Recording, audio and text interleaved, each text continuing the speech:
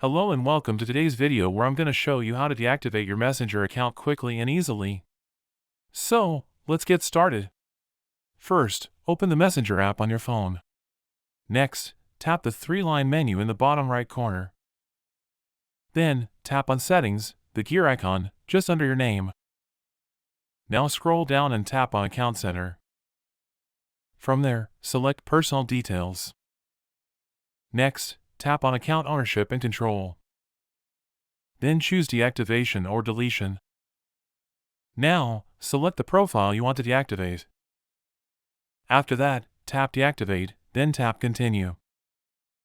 You'll be asked to confirm your decision by entering your password. Next, select a reason for deactivating your account.